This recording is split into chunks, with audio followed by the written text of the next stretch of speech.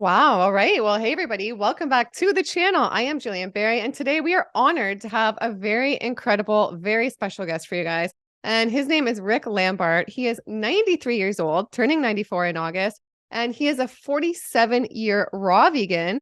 He lives a very active lifestyle. He looks incredible. I saw him in an interview, and I literally thought he was in his 60s with the way he looked, the way he spoke, and all the comments were like, this must be a lie. This guy looks like he's in his 60s. So this is a common theme I noticed with with a few of these long-term raw vegans, a lot of them actually, and it's incredible. So I wanted to sit down with Ric, and he flies airplanes still and does all these things. So let's get right into it. Hey, Ric, thank you so much for coming on. How are you? My pleasure. I'm fine. Thank you. Yeah, this is amazing. We're honored to have you on and to find out your experience with raw veganism over all these years and your wisdom and everything you're doing. So there's just so many things I want to talk about. I would love to get started with what led you into this lifestyle, becoming a raw vegan. Let's see if I can make it short. We didn't, my wife and I got married in 1953 when I was at Columbia, just south of you in New York City.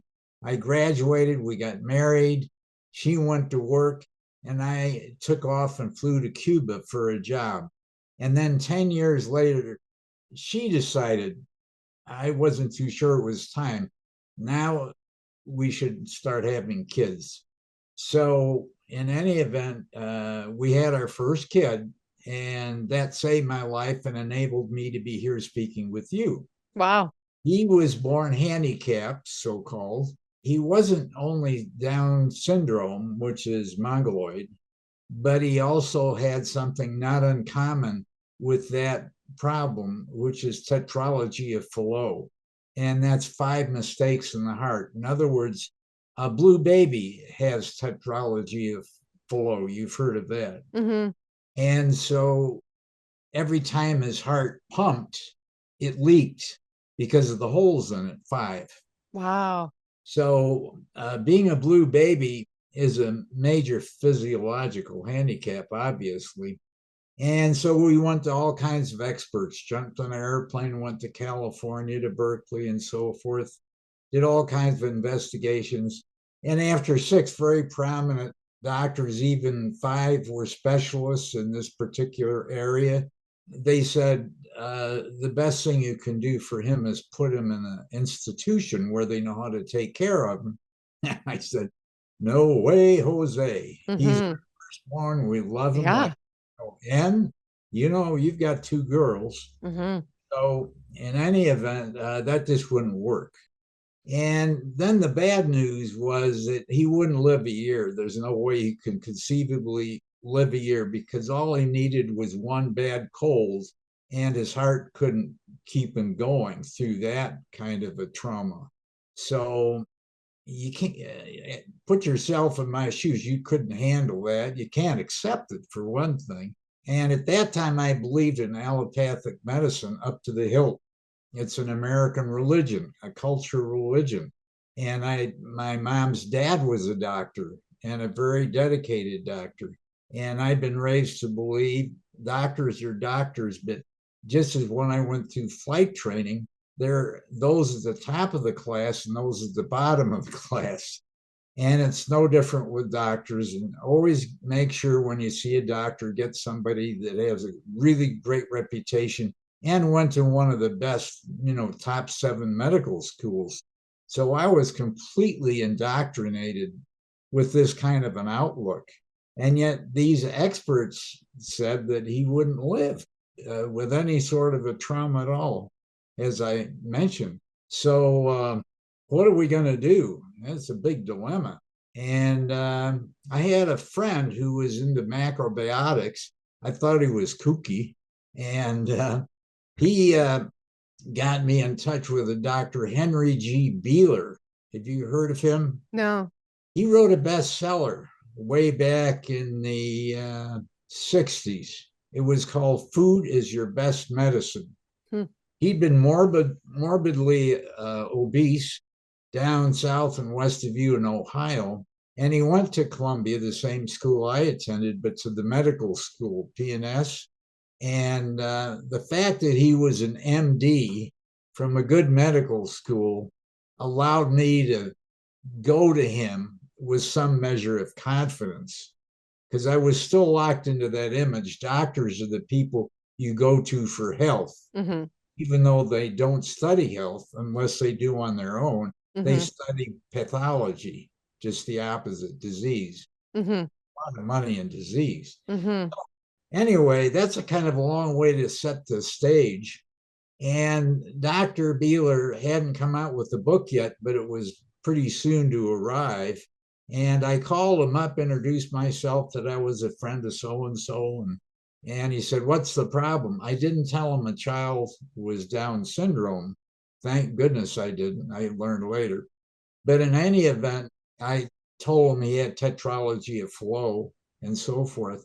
And he gave me some guidelines.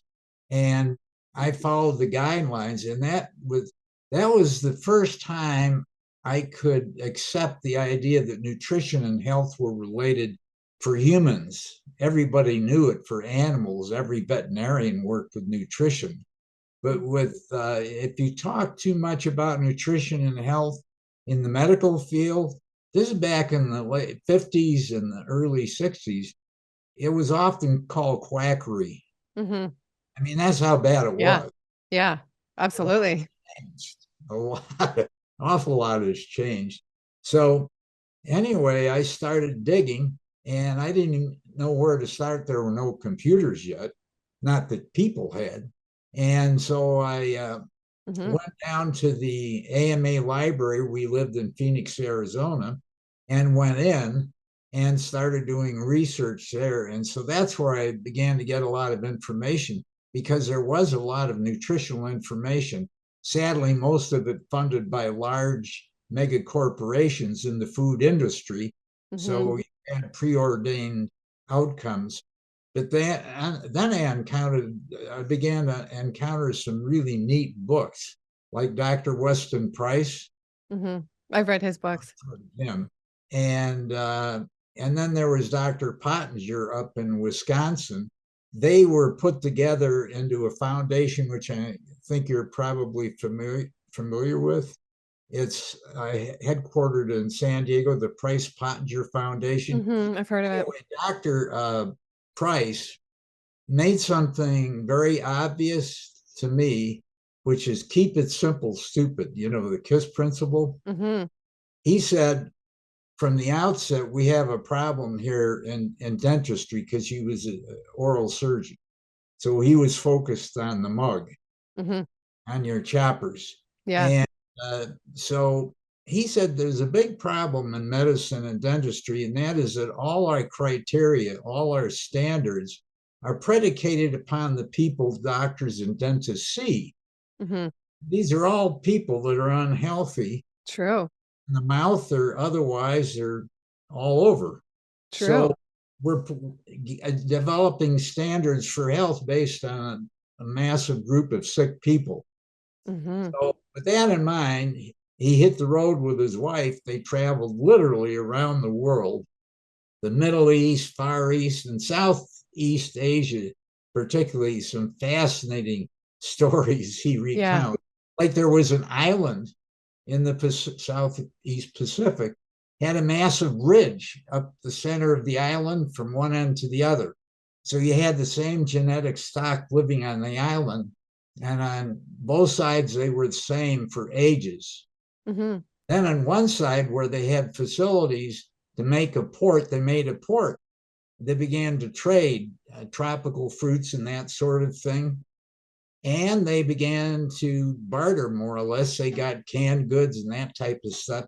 So when he got there, he studied the people on both sides. And the people who got the Western goods and even Eastern goods on the one side of the mountain had massive dental problems. And they weren't just caries or cavities. They were actually occlusions and all kinds of malformations. Crowded mouths, and not enough room for the teeth, and so on. And that was pretty amazing to him. I mean, this was bad news. And then on the other side of the mountain, they hadn't changed a thing because they didn't have access to this processed food. Guess what? They're the same as they'd been for hundreds of years. No problem. I Beautiful. remember reading that in the book, and it's crazy. I think it even changed the shapes of the faces and things too, right? Oh, yeah. Oh, yeah. Yeah. So interesting. Right. And skeletal changes, of Hmm. course, the mouth and the chin and the jaw are skeletal, but even in the way that rickets, bow-legged, knock-kneed, all kinds of problems on the side with the commercial processed food. So that really lit me up. And I thought, man, I've got to start using more common sense. Hmm. And I still think the KISS principle applies here. We're infinitely complex creatures. The universe is so complex that if we know 1% of 1%, 1/10 of 1%, I'd be amazed. We're Yeah. learning, and with scientists all over the world, every day we've got a truckload of new discoveries. And a discovery is merely suddenly noticing or recognizing or understanding something that always was. Hmm. Absolutely. Well, the truth has always been out there, whatever that is. Hmm. So anyway, applying common sense more to the situation and and being guided, frankly, by Dr. Beeler, because he had a lot of there. Did you ever hear of the early movie star Gloria Swanson? I don't think so. She was a big star in the late 30s Hmm. and during World War II. Tell me if I Hmm. go off screen. No, you're perfect. Oh, okay. Yeah. Anyway, one of his clients was Gloria Swanson, and she had a malignant tumor the size of a grapefruit intrauterine, Wow. and she was on the USO tour. I don't know if you know what those are. No, I don't. It was a group that entertained the troops. Okay. Yeah. Hollywood actor, actress worth their salt went on tours with the USO to entertain the troops in Europe and the Far East. Hmm. So anyway, she was on a tour, so she couldn't stick to the diet he put her on for improving other problems that she'd had before.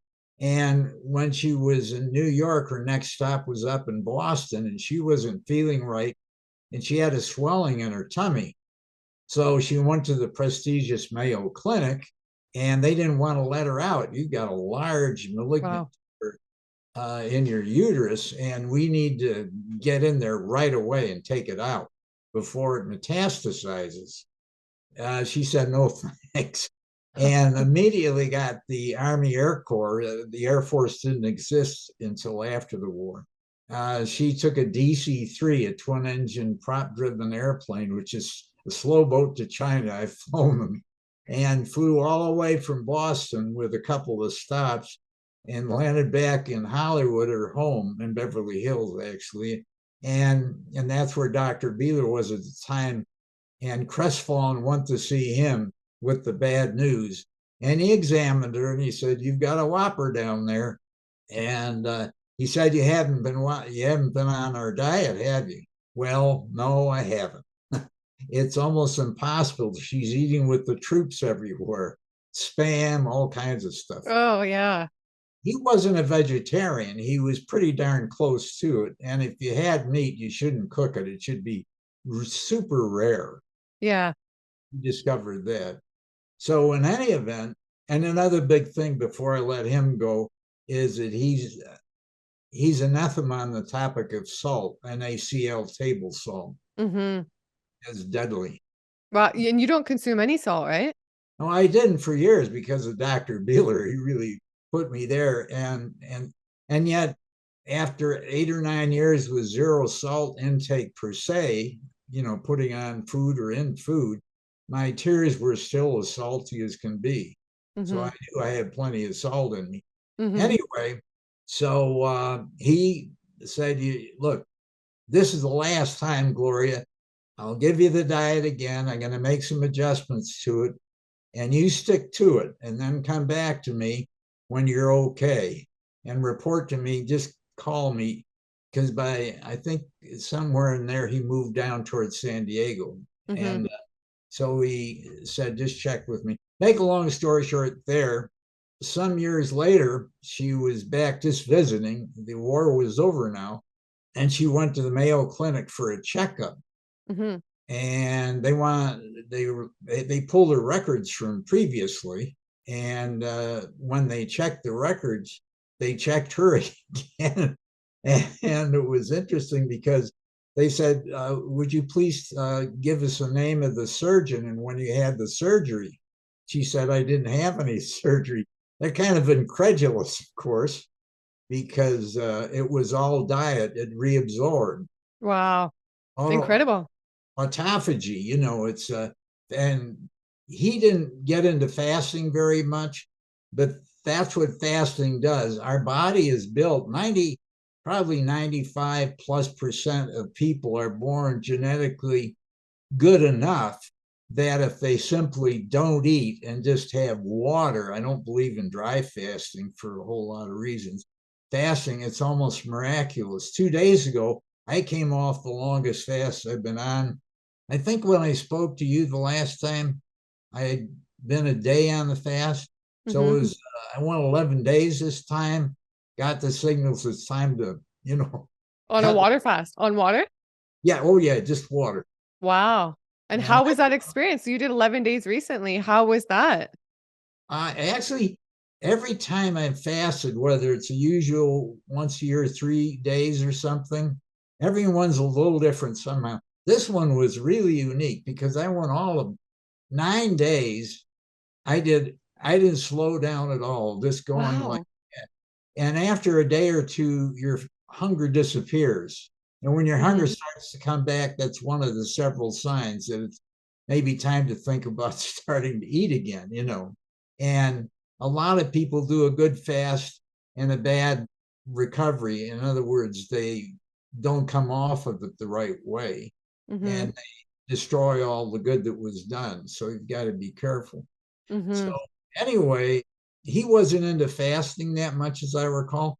But then about later, somewhere, somebody told me about, and I read Dr. Herbert Shelton's books, Orthobionomics or Natural Hygiene. And boy, that was an eye opener. And here I was reading a chiropractor and listening to him seriously with an open mind, which was a massive change for me from the mental block I'd had before of listening to all this stuff of nutrition. And if I did, it'd have to be somebody like Dr. Beeler, because he had an MD after his name. Yeah. So in any event, that's a big, long story. And so Patrick, my wife's name was Pat, and I'm Rick. So Patrick is the name we gave him. And he was just, you can't believe what a great kid he was. Fantastic. Wow. Anyway, I started moving around with his diet and all that kind of thing. And he lived 8.5 and was killed. And I was having Ted Dietrich, the famous cardiovascular surgeon who set up the Arizona Heart Institute in Phoenix. I got to know him well. And he and I were planning to have Patrick come in and have the holes fixed in his heart so he'd be physically fine.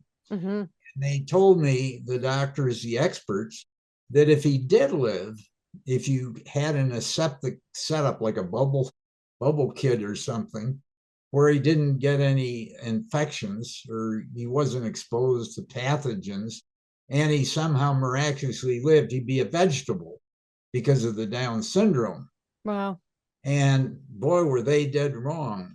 When he was, I think, about 6, he was already reading. And when he was 7, we discovered he was legally blind. One eye, his eyes didn't track. They'd go different ways at different times. So he just really saw out of one eye what he could see. But he won the top award 2 years in a row at the local library branch in Phoenix for the most books read. Wow. Reports and everything. He learned how to swim. We went on walks and hikes. But because of the heart problem and not getting enough oxygen, we'd go, say, a block or two, and he'd wonder if we could stop. And he went into a little Southeast Asian simian squat. He just plopped down, didn't need a chair. He was perfectly balanced. And after a minute, he was ready to go again. And the same with the swimming. He couldn't swim long distances, but then he'd stop and just kind of tread water and stuff. So, and he learned a horseback ride, and we went to see a doctor who had special supplements at Wayne County in Detroit. And he and I flew our airplane back there, so 3 or 4 times, and he flew it most of the way, except when we got in some bad weather. And so he, it's just amazing. And yeah, amazing. Very articulate, very smart, and so on. And so he's the reason, as a kid growing up, I was disgusted by my parents and other adults because they said, don't smoke, don't drink, don't do this, don't do that. And they did it all. True. Yeah. I said, that's bad news. Yeah. If you're a parent, you have to set an example. True. So I remembered that, sad to say, with Patrick. And I thought, my gosh, we're going to have to bite the bullet and start eating in an exemplary way for him, to inspire him, because he was getting old enough. He was noticing we were eating different things from what he was eating. So about in that area somewhere, 57 years ago, I went vegetarian first. Wow. I discovered that raw food made more common sense than anything else. Studies had been done, and I think Pottinger was in on some at the Brookfield Zoo in Chicago, Illinois. They had massive vet bills. They were losing animals. They had all kinds of sicknesses and everything. And anyway, I think it was Pottinger who recommended, I might be mistaken on that, recommended put them on their natural diet. Do not cook the food. We cook food, don't cook their food. That's all they did. No vet bills except for broken bones and things like that.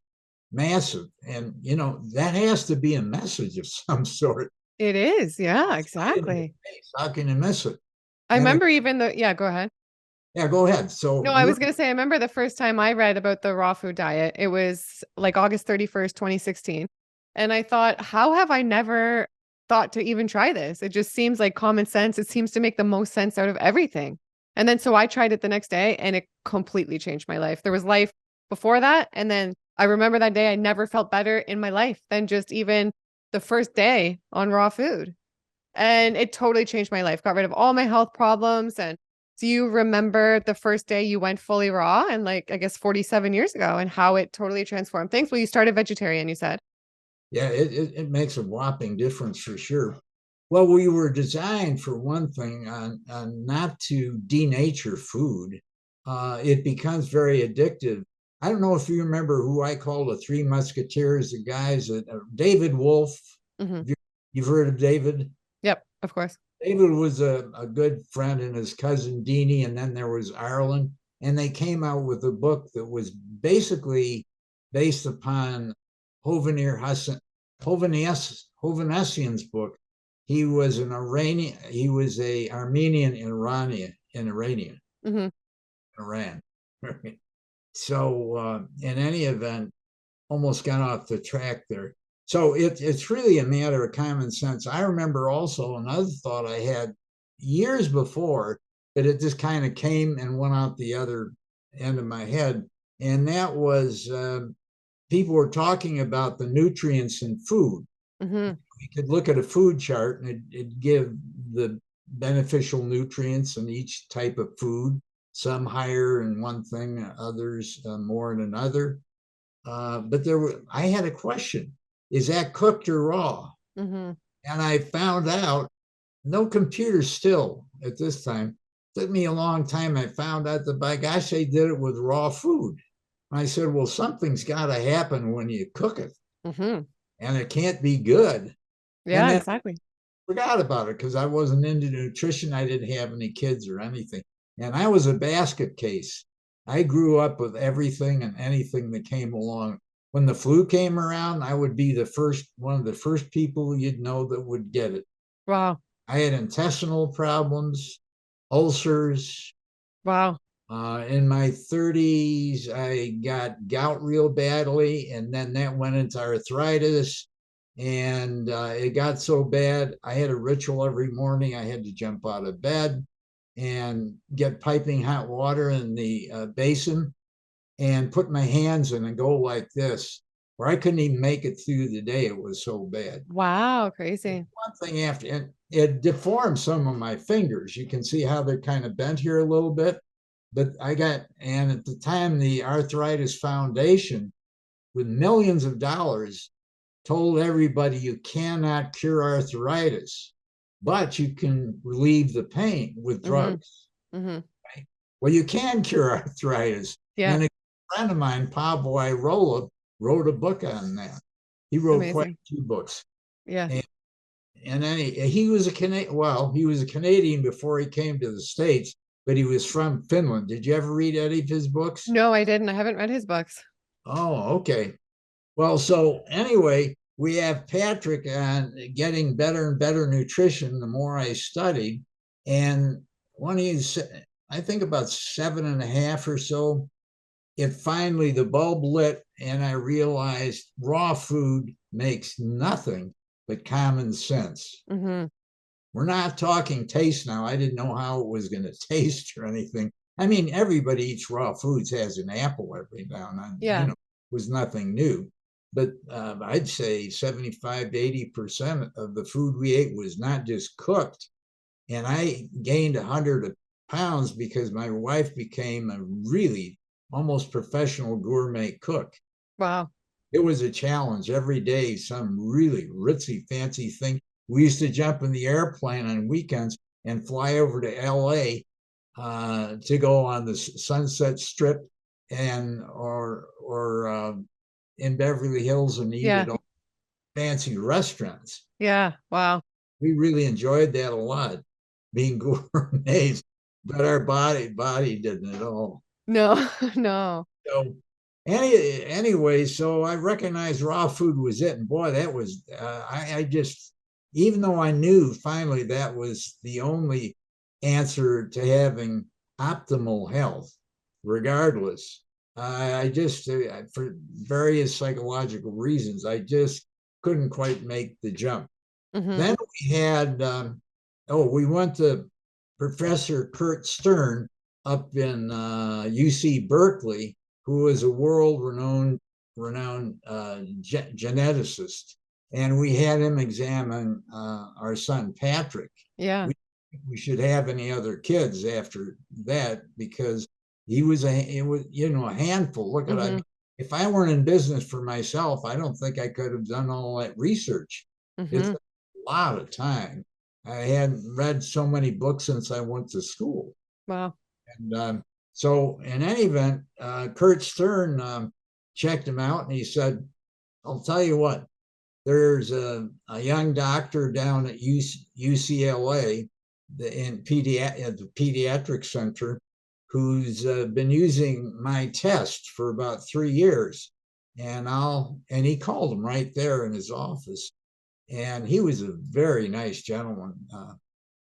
And so we went down to see this young doctor at the pediatric center, pulled the test on Patrick, and got the news that it was damage to the egg. It was not hereditary. So I asked Dr. Stern, I said, what are the chances if we have more kids? So he's got brothers and sisters of having this happen. He said this 1 in a million, whatever the ratio was, it was found. He said it's just as though it never happened, because he was injured in utero. Wow. Wow. So that got us going again. So we had my daughter, Catherine, and Catherine was vegetarian from almost the get-go. And she's 5 years later. Patrick was born in 1964. You remember that year. And then my daughter was born in 1967. And then the last one, our son Eric, was born in March of 72. And when Patrick was born, I was totally 100% convinced there's only one thing to do. Unlike us, he won't have to give anything up. And he's going to be nursing anyway. So he's raw food nursing, and let's just keep it that way. And I'd read that the 𝙎𝘼𝙑𝙀 nursed their boys till 7. I didn't know what the difference was. I never got an explanation. Pavel told me that, 𝙎𝑺𝑬, because he'd made 3 trips to the Himalayas and studied the 𝙎𝘼𝙑𝙀s and wrote about them in some of his books. So that was the raw food thing right there. Eric was the first raw fooder in the family completely. Yeah. And then you raised him completely raw vegan, right? He went all raw until later on. We left Phoenix in 1976 and we lived in Florida. And that's where we all went raw. The whole family did.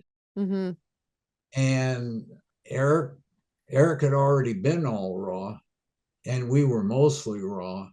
And then we moved out to California from there. We lived in Malibu, had a nice setup with wonderful gardens, grew all our own food. We had inner city kids come up and learn about organic growing and that type of thing, putting a garden into your backyard. It was amazing. These kids didn't know where eggs came from. I'm not kidding you. They really didn't. Yeah. Amazing. And they just loved the animals. We had goats and so forth. But in 76, we'd gone off dairy too. No, 70, we went off dairy. We had raw milk up until when. And did you notice a difference when you went off dairy, like in any changes in your health or anything? For me, massive. I was a dairy nut. Wow. Cheeses, severe cheeses, Limburger, Liederkranz, that kind of stuff. And every kind. The gourmet thing got us into cheese big time. And I loved it. I couldn't get enough. And that was my only operation. I had my tonsils taken out. My grandfather said, we'll just take them out. And if he'd known anything about nutrition, or I was just a teenager, I could have just taken the dairy out and that would have been the end of the tonsillitis. Yeah, crazy. Wow. So 76, we went all raw down in Florida. And when we got out to California, we're still homeschooling the kids. Eric was only 4. The oldest was only 4 down in Florida. And then he was 5.5 when we got to California. We started with the homeschooling. And I'd done a lot of homeschooling with Catherine, and she went to college at 13. But the homeschooling was structured for her kind of in a traditional way. It's the first time I'd really done much of it. With Patrick, we did the equivalent of homeschooling in that we were involved all the time. I set up a private school for him, and we brought regular kids in that weren't handicapped so that he'd have that kind of emulation in his environment. Yeah, yeah. Instead of going to a kid for retarded, I set up a retarded children's school myself, but I didn't send him to that.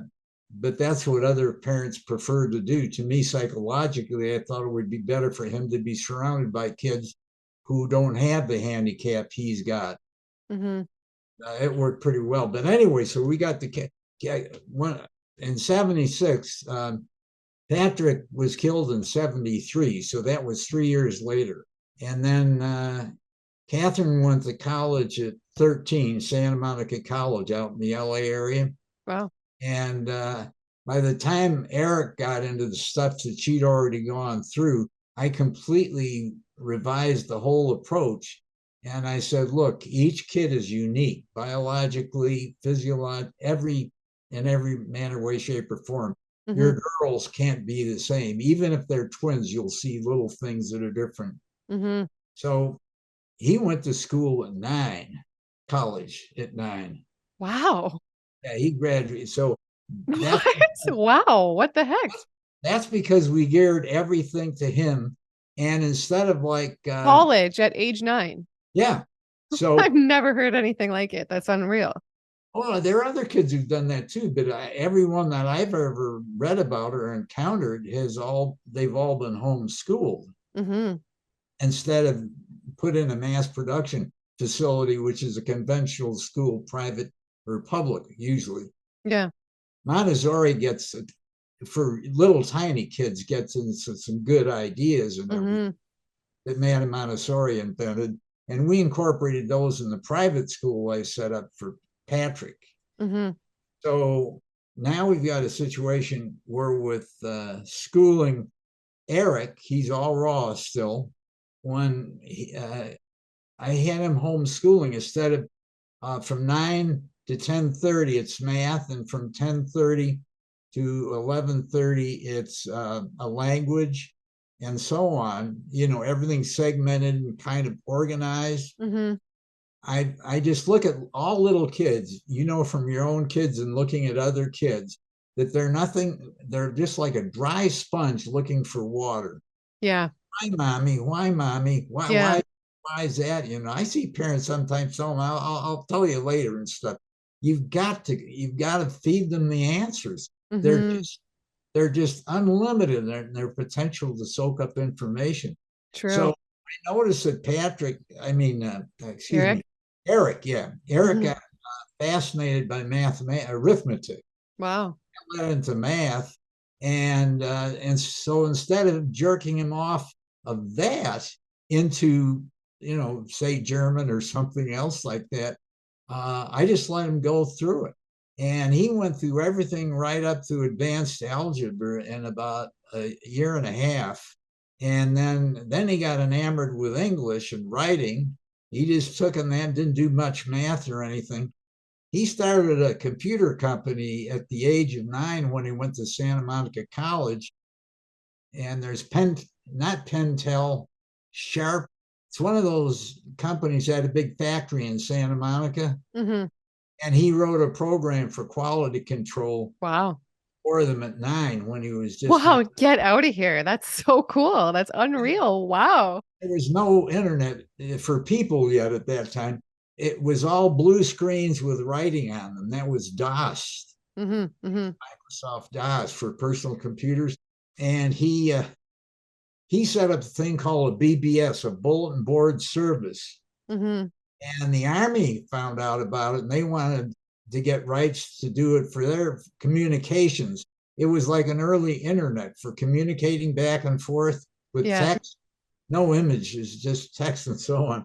So we set that up, and the name escapes me right now, but it sounded like LAPD was it, just like Los Angeles Police Department was the one BBS that he set up, that he had thousands of people on it communicating, kind of like Facebook and social media, that kind of stuff. They were all geeky people because the computers then didn't have a graphics user interface. We have the ultimate now. So anyway, so he went to school at 9, and that ran into problems because he was 9 years old. He was stunted in his growth because of being all raw. Wow. Kids his age were an inch or 2 inches higher. So when he was 9, he was probably the size of a 6 or 7 year old. Wow. The difference is, I should point this out, lest you get the wrong idea. When the other kids reached puberty, he hadn't. Wow. Growing reached it later because he had no stimulants in his diet.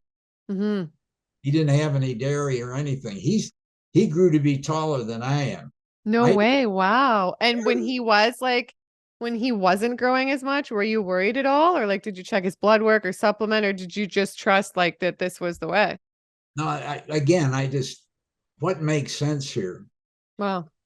And, keeping an open mind, I looked at it as best I could. And he was growing. He never stopped growing. He just grew more slowly, and finally got up to about a hair over 6 feet. And I was a hair under. Interesting.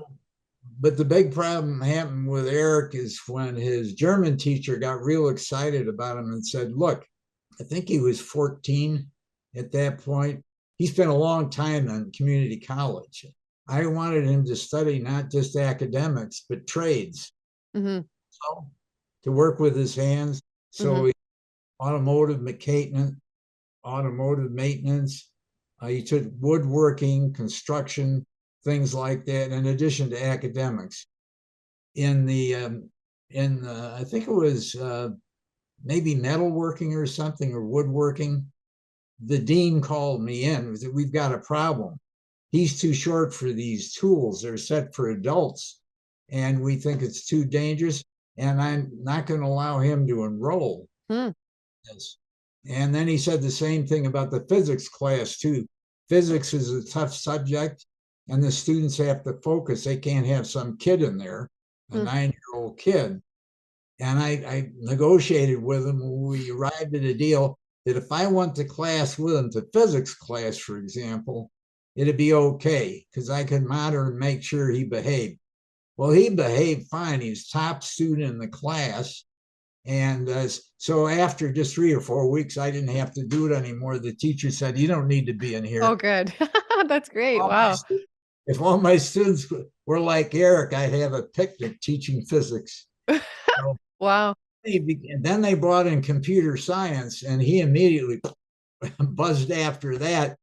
And he was their first graduate in computer science ever. And that was, he was 15 then, I guess. But anyway, the German teacher got excited and said, look, there's a scholarship at Marburg in Germany, and he is so good at this language. I just wish somehow you could see to having him go over there. Major mistake on my part. When he was at Santa Monica College, as a junior college, it's a 2-year school. We call them down here not a 4-year university or college. So big difference. The median age of the students was in their mid to late 30s. Wow. People going back because they really wanted to study. Wow. No fraternity stuff or any, no games. You know, I went to school at a 4-year college. Me too. Yeah. Yeah. And, you know, the conventional route. And this was a whole different ball game. And I'd go on campus to pick him up because he was too young. Yeah. And I'd come and pick him up and drive him back to Malibu, which is about a 30-minute drive. Well, you're a great dad. I just want to step in and say, because wow, you just doing all these things for him is wonderful. Well, you know what happened? I'd go on campus and people recognized me as the father of that kid. Yeah. Here, the one that has a backpack that's big as he is, lugging his books around. It was funny. And it turned out, I call it was like having 1,000 babysitters, because they'd see me. Oh, are you looking for Eric? Yes, as a matter of fact, I am. Well, he was at the library 10 minutes ago, or something like that. So suddenly everybody's watching out for Eric. Amazing. And his sister was there for a big overlap too. And she was the editor of their newspaper there. And he used to go out when he was finished with his things, he'd go study in the newspaper lab thing. Yeah. So she could keep an eye on him and so on. And then he started riding off-road motorcycles. And we were in the mountains in Malibu, and he'd drive down to the Pacific Coast Highway, which is the highway you take along the coast, the beaches through Malibu, into Santa Monica where the college was. And he'd catch a bus down there and leave the bike at a friend's down on the highway and so on. So that's kind of a picture of the story. And he was good. Everything was fine. And he went to Germany. And suddenly it's a 4-year university. The students are closer to his age, and they're a rowdy beer drinking bunch of Germans. No harm meant in that, but anyway, the influence wasn't altogether good. I shouldn't have had him over. Yeah. And he got sick for the first time in his life since 76. And he did a couple of cooked things. His mom disagreed with me. She thought it's too strict to have them being so different in their upbringing. And so when he got, I think it was chicken pox. He got chicken pox over there, but at least he knew enough not to do anything but just sleep and get rest and that type of thing. He wasn't sharp enough to do a fast on his own. Hang on, let me call. Yeah. I just got rid of that. That was a call. And do you think part of the reason he had so much success with all this was partly due to the way he was eating and his diet growing up, or no? Do you think that even if he ate the standard American diet, he would have had all this success? Bingo, on the target. That's exactly right. Mm-hmm. We think just in terms of physiological benefits of this or that diet, keto diet, whatever it is.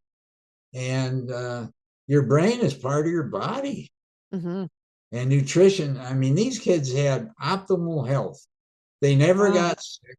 I finally was able to let go of the germ theory and recognize its obsolete nature. And I studied Pasteur and his contemporary, Antoine Béchamp, Mm-hmm.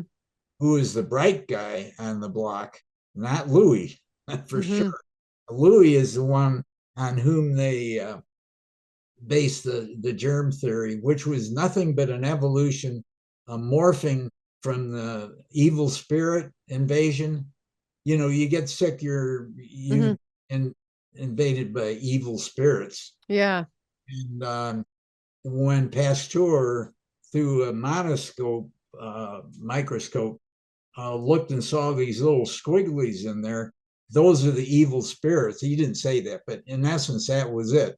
These Mm-hmm. little squigglies, these bad things in there. Look how ugly they are, like ugly worms or something.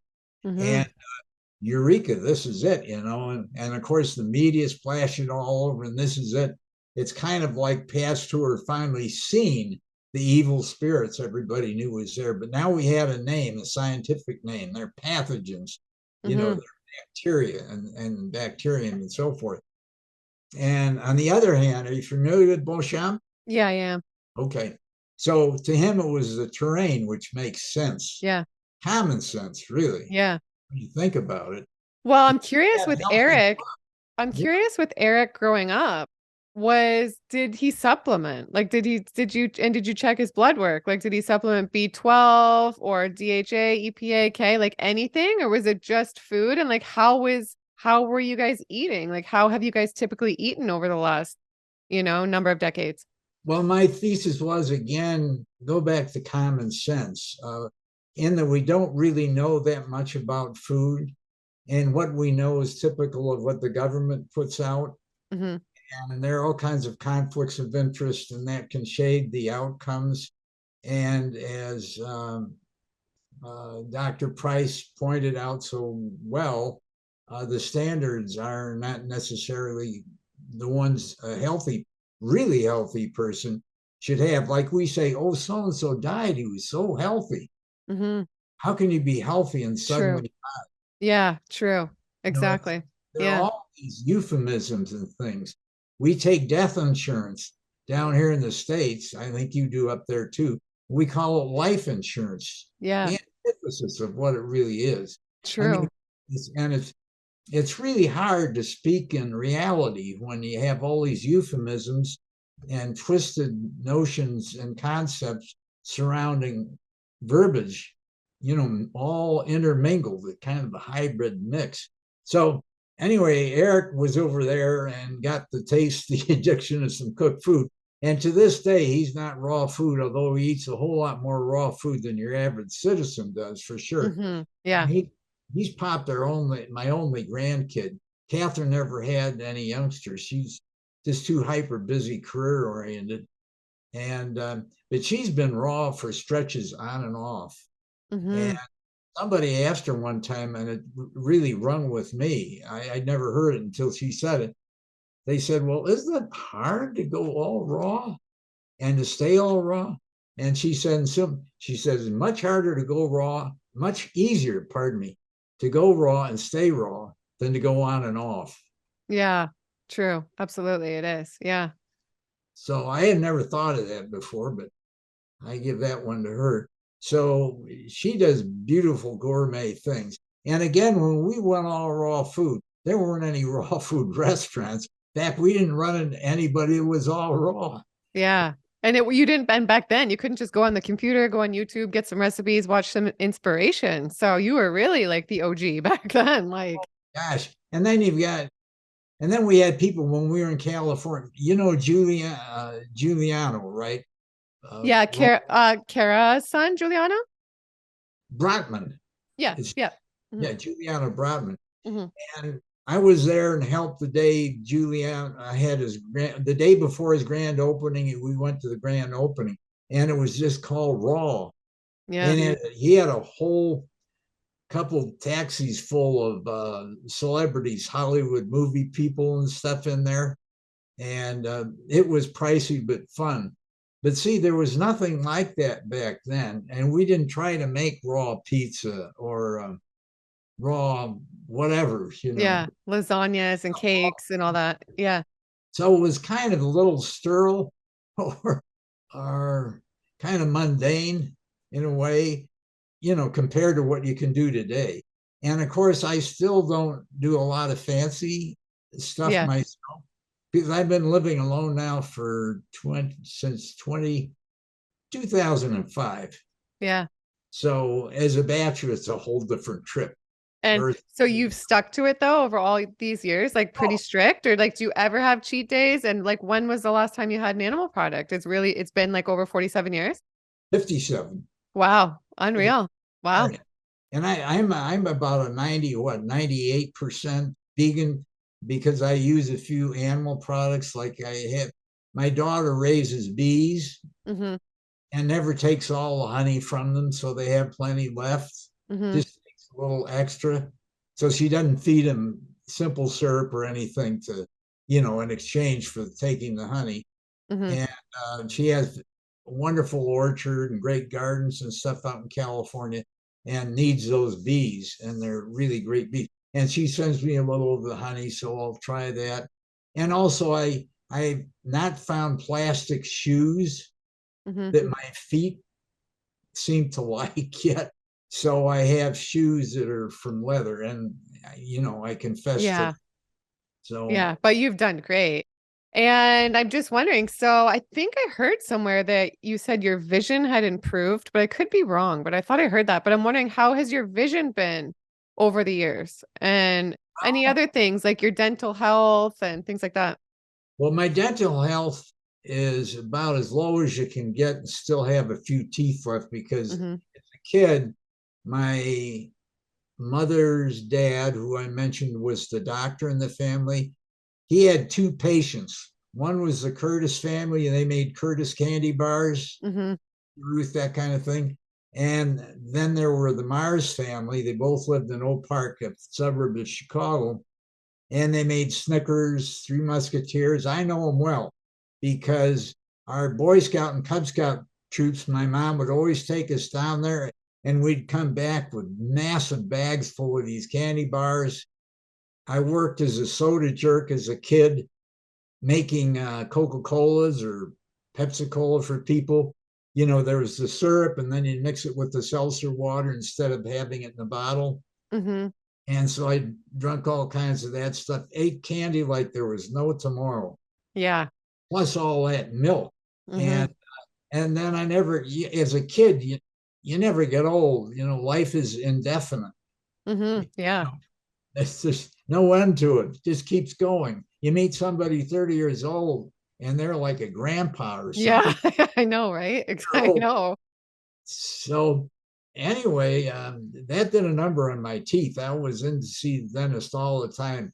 No big. Yeah. He drilled away, and I had an amalgam was the only thing. Yeah.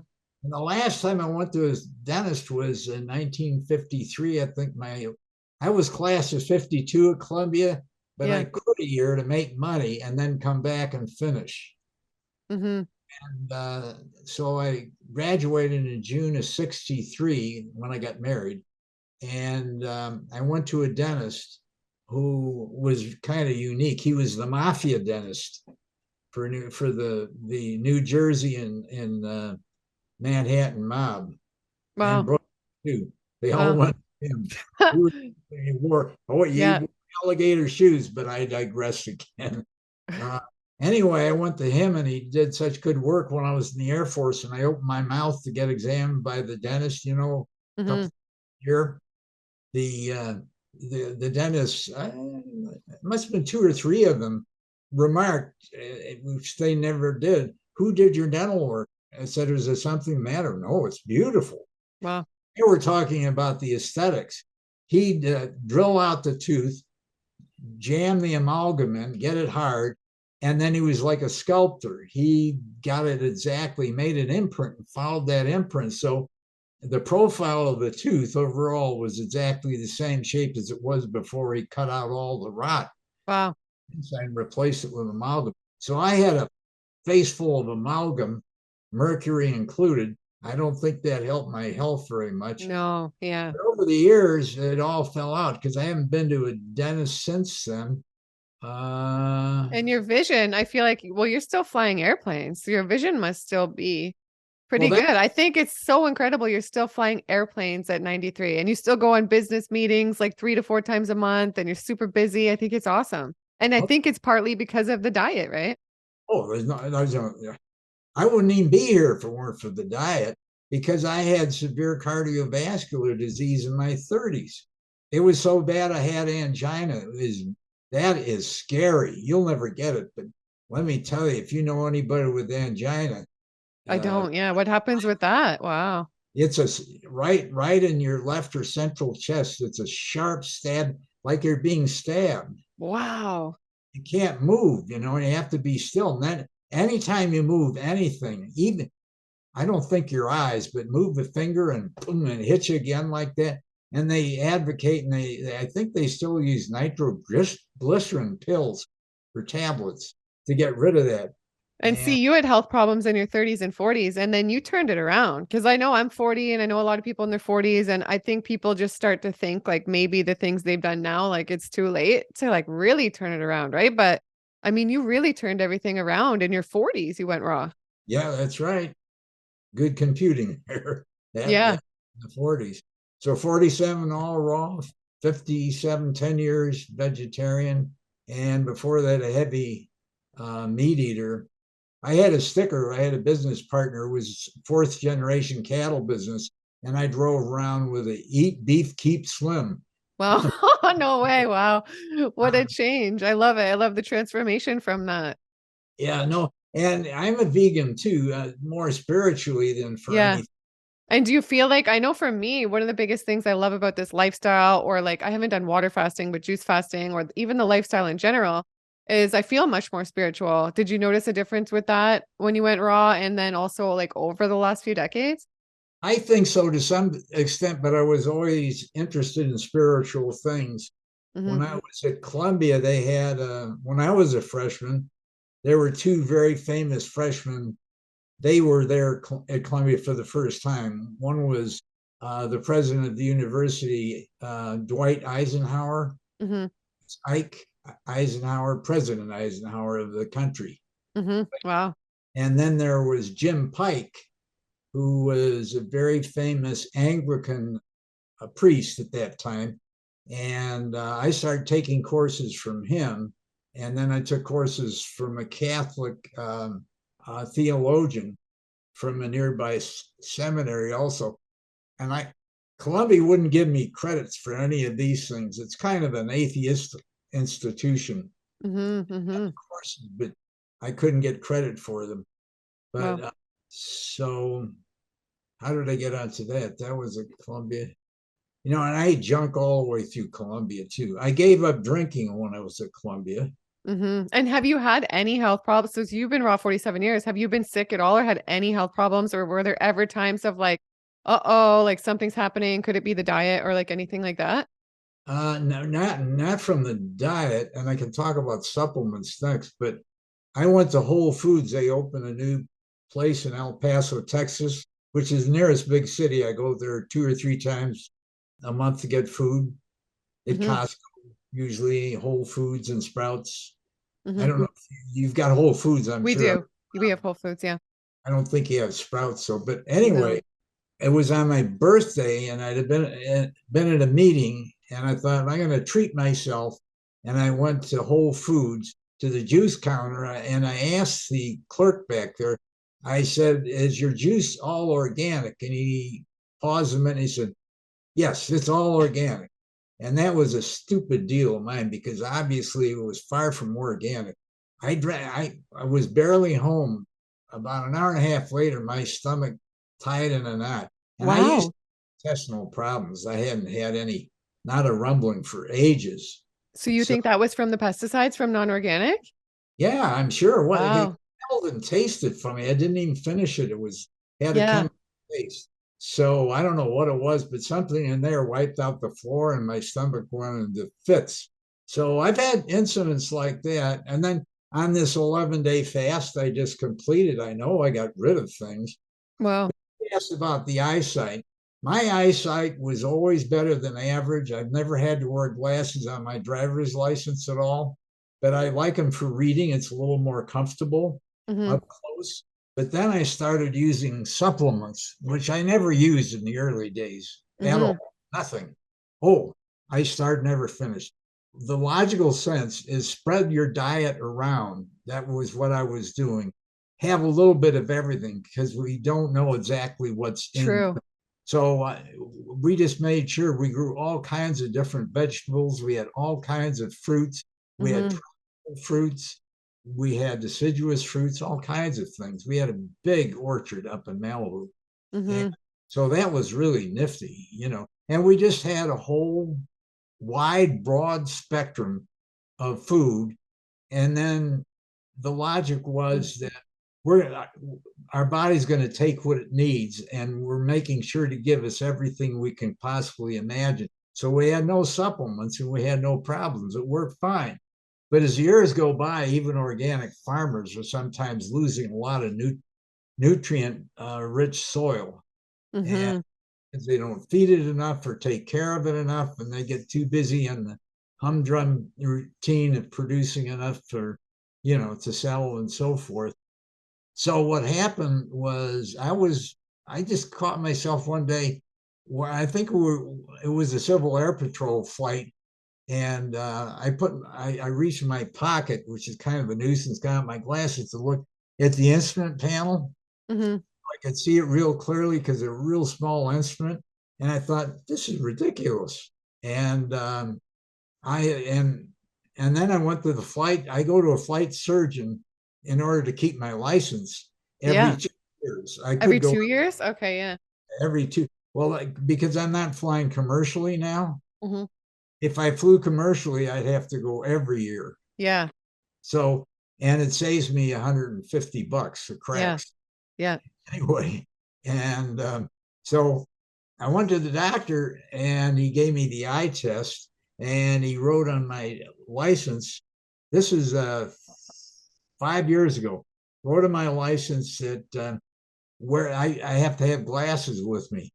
I just get them at like Walmart, not Walmart, at dollar store, real cheap. I still use them.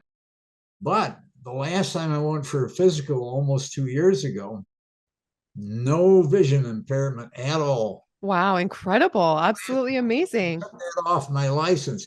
And I agree. And I think that's probably because I supplemented some of these rare things, lutein and so forth. And they seem to have actually sharpened my vision. Yeah, absolutely. Interesting. So fascinating. And it just, I thought because you were talking about eating such a wide variety of foods, and I just heard something the other day, and it said the longest living people have the most widest and diverse microbiome. So do you think that's part of the reason maybe you're thriving and maybe some other people don't on this because you've always had such a wide variety of food and maybe your microbiome is maybe like so healthy because of it? Or like, why do you think too, for some people, like to me, you're absolutely thriving at 93. Why do you think some raw vegans or vegans, like it doesn't work? They deteriorate, they have problems. It's hard to say, because every case is an individual matter, and you have to know the circumstances. But it could be. It's not illogical. I Yeah. get at least once every year. I do at least a 3 or 4 day fast. Yeah. Fasting does a lot too. Or like, what would you say are your secrets? Like your secrets to being so like full of so much vitality and health and wellness and energy at 93. What would you say are like your life secrets for that? Hate to say it, 2 words: raw food. Yeah. 100%. And it's like, I wonder where you'd be now without the raw food. That's the only thing that's really changed in a major way in my whole life is the raw food thing. And now if I get a toxic overload and I can get some symptoms, and after you've lived for 90 plus years, you get pretty good at reading your symptoms. And they're just a Yeah. couple that maybe what we call a cold is coming on.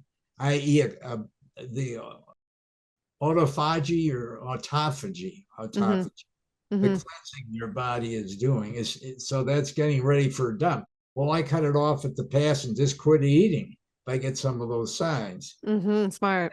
Then my body doesn't get the cold. It eliminates it. I just drink water and it goes out the regular way. Mm-hmm. It backs up. Then we get colds, the flu, and all this other stuff. Yeah. And what do you currently eat in a day?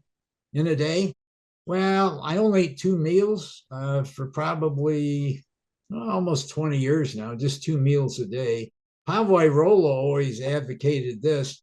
He said breakfast is really break fast. So you're breaking your fast of not eating since the day before. Mm-hmm. Let your body get kind of warmed up before you start feeding your face. So Mm-hmm. my grandpa, the doctor, always taught us to eat a big, heavy breakfast. I remember, my first time in Holland, I almost choked. I couldn't believe they kept bringing, you know, course after course after course. This is the first meal of the day. My goodness gracious, Wow. all the stuff. And so I eat usually between 11:30 and 12:30, depending on, how the schedule is running, Yeah. my, the things I have to do. And then I used to eat pretty late at night, and I found out that that wasn't very good. No. And so I try to eat earlier now, about 4 or 5 hours later than the first meal. Mm-hmm. And to answer your question about what, I've gotten lazy, and because my choppers aren't what they once were, the lazy way to go is a smoothie. Mm-hmm. So preferably, but not always, if I'm rushed, I'll put in some soaked small handful of soaked nuts in the bottom to Mm-hmm. temper the fruits, because I mostly have fruits in the smoothie. Mm-hmm. And then I used to put 2 bananas in, then I cut back to 1 banana because I weigh myself every day. Because when I got obese, I was so obese. My wife and I were playing tennis in Phoenix one day, Mm-hmm. and she called me up. It comes on gradually, and I just kept Yeah. bigger size pants. And she signaled me from across the net to come up, and she whispered in my ear, "I need to make an appointment and take you in to have a bra fitted." I thought, Wow. Yeah. oh, You're like, okay. she said, "Is it that bad?" Yeah. And I thought, wow, this is bad news. Anyway, and then she went back. She did a lot of graduate work. She flew the family airplane back to New York to go to more schooling. And while she was gone, I had a surprise for her. I took the weight off. This is before nutrition and before kids. Yeah. And I didn't stop to think. I was kind of in a panic. Oh, I know. I'd gone to the doctor after this incident with her in the tennis court, and the doctor said, "You're overweight." And I said, "Well, what's a little weight?" He said, "Well, it may not be much right now, but it's sure going to be something you wish you didn't have later on." And by later on, it could be a week or a month or 2 years or 3 years, but you're going to have major problems. Yeah. And so he gave me a prescription, a diet suppressant or something. Mm-hmm. And that scared me. Mm-hmm. Got serious. And then she took off, went east, and I went to the local high school track in the summer. It's very hot in Phoenix. Mm-hmm. And I put a sweatsuit on and sweat a bucket running around that track. And I timed myself, kept getting faster. And I played tennis with myself against the backboard Yeah. and worked out. And when she came back, I was almost 85 pounds less. She was shocked. She pulled the airplane up by the hangar, park it, and she opened the window and looked out. She said, "What happened to you?" And I said, "Well, I hope you like it." And she said, "Oh yeah, much better." Good. Wow. So, but that weight thing, I think you must. I've read theories that you create the fat cells Mm-hmm. once you have weight. And if you've ever been overweight like that, it's much easier to put it back on than it was the first time. Yeah. I Yeah. weigh myself every day. Wow. Wow. Okay. Interesting. And so you have the smoothie. You said you put nuts, banana. What else did you say you put in the smoothie? Nuts, banana. I try to put in 2 or 3 fresh fruits. Mm-hmm. So and I'm not growing my own garden anymore the way I once did. Yeah. So, fresh fruits often don't last more than a week or so. Mm-hmm. So I get frozen organic pineapple, frozen organic mango, frozen organic blueberries, strawberries, all organic at Costco, bulk. And so I'll put like pineapple. Oh, one thing I found out, I had some floaters in my eyes. Hmm. And I at an aviation meeting, there were some aviation flight surgeons there. Mm-hmm. And one was an ophthalmologist. And he was talking about floaters and so forth. Mm-hmm. So here had floaters, and virtually everybody, raised their hand. And I'd read something in some obscure place that bromine, which is loaded in pineapple, seems to have an effect somehow. If you get it high enough, it dissolves these floaters. So I tried it, and lo and behold, all my floaters virtually Wow. gone. Amazing. And then I added the lutein and a few other things. Bilderberry, I guess it is. Mm-hmm. Yeah, Mm-hmm. Bilderberry. So that they seem to have done good because I'm older and yet my eyesight is better. Wow. And do you have salads every day too, or no? Oh yeah, and the end of the day is a complex meal because I'm so wired up after that smoothie with about 4 fruits in it, and they're all green smoothies. Okay. So I put What? in, Like you add spinach and greens to it too, you mean? yeah, but never big Yeah. spinach, always baby spinach, so the oxalic acid is not so high. Okay. The oxalic acid ties up calcium. Okay. Interesting. So I use baby spinach, maybe collard greens, lacinato kale, you know, and I used to put in carrots and broccoli. And then this lady friend of mine who got into nutrition was an Adventist. She said, "You're putting too many different disparate types of things Mm. and makes me nervous." So I said, "Okay." Well, I put the carrot in because you can't taste it, and it's got a lot of natural sugar in it anyway, and it's a lot of roughage, Yeah. and the trouble with juicing and even blending is that you really reduce the roughage. Yeah. One thing I like about using a Vitamix or one of the comparable high-powered blenders is that you're drinking all these nutrients, a ton of them, with roughage. Yeah. You get the roughage for sure. So And you have 2 smoothies a day usually, and then a big salad, and then a big meal? well, 1. one smoothie and a glass about this tall, which is about 10 inches tall. They're big glasses, usually at least 2 glasses in the smoothie. Well, do Yeah. you use the Vitamix? Yeah, I have a Vitamix. Yeah, I might get the TriBest vacuum blender, but I have the Vitamix right now. Yeah, and I use it every day. I usually drink a couple smoothies a day. This is a 32 ounce. Usually I drink juices and smoothies every day, but usually about 1 or 2 32-ounce size smoothies too. 32 ounces is probably 30 ounces, probably the size of this glass. So 60 ounces a Mm-hmm. day usually. Now that I got so much weight off with this 11 days that I really like it. So Wow. I'm going to cut down on some of the amount of food because overeating has always been a nonstop problem with me since the day I was born, even though I don't remember it, I'm sure. And And you I don't feel as happy with overeating. If I overeat, even with the raw foods, you lose a little bit of that spark and that like you just don't feel as happy when you put that burden of too much food on your stomach, you know? Yeah, the big advantage of the raw food is you're eating it with all the enzymes intact. I don't care how much they argue that enzymes don't make that kind of difference. They can talk to their blue in the face, but Yeah. common sense. Why Yeah. throw all these enzymes in there? Maybe nature put them there or creation put them there for a reason. Mm-hmm. Why try to change everything? Yeah, absolutely. And animals get sick and die of not old age, but die when they get sick. And they get sick because usually it's an incursion by mankind, some kind of toxin. When you do your forensic research into the deaths, it's just like right now, we love green energy. Who doesn't?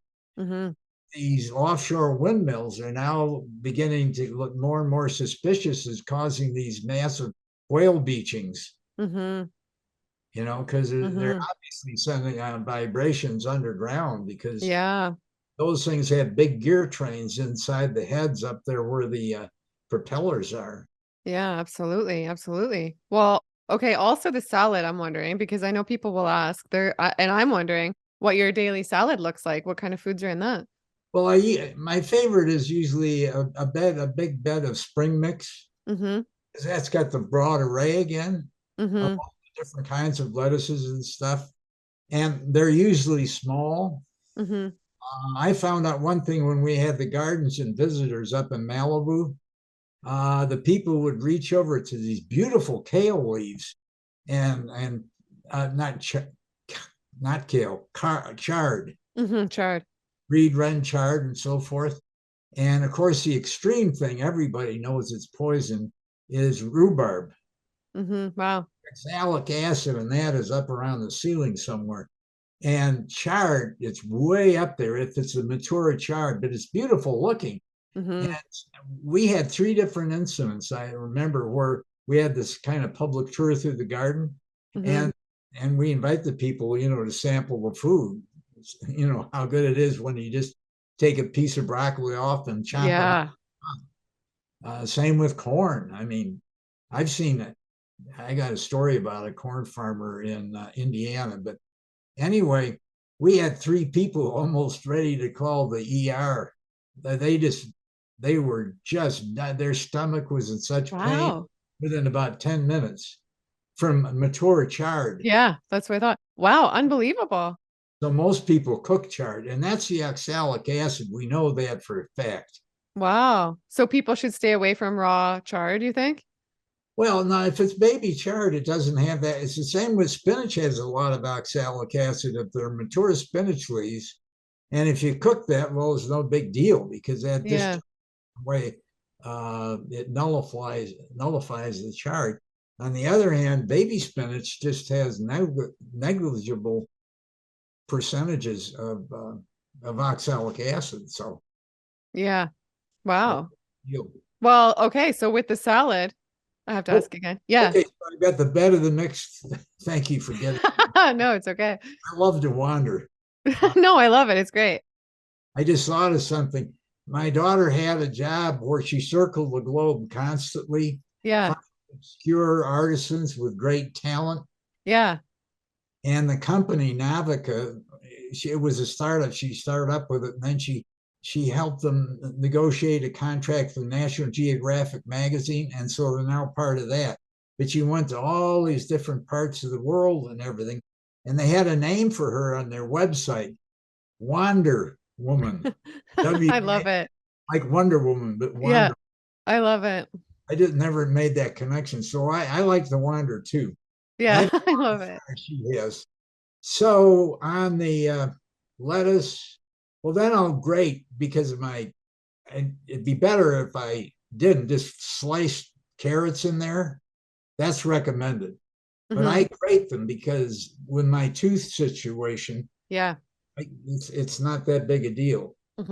So I'll grate some root vegetables, rutabaga, turnip, carrot, something like that in there. The magical avocado, I don't think I could live without it.